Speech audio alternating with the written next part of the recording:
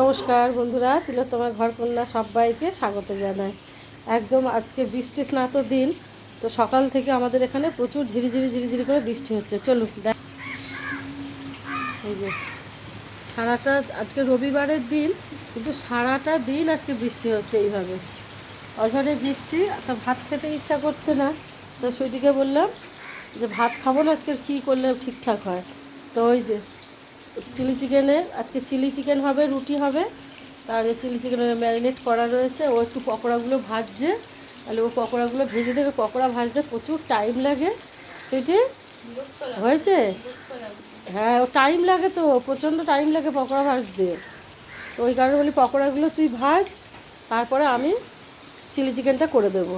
হবে chilli chicken আর রুটি, আর রুটি খায় রুটি, চাউমিন খায় চাউমিন, সে পরে দেখা যাবে কি করি। আগে চিলি চিকেনটা করে নিই। এই আর এই যে বই খাতা এখানে ছড়ানো ছেটানো, পড়তে পড়তে পকোড়া ভাজতে চলে এসেছে। একটা বই খাতাও গোছাইনি, পকোড়া ভাজার নাম যেই করেছি অমনি সঙ্গে সঙ্গে চলে এসেছে। আর বাইরে তো মুষলধারে বৃষ্টি এসেছে। ভাত খেতেও ইচ্ছা করছে না, কেন জানি না।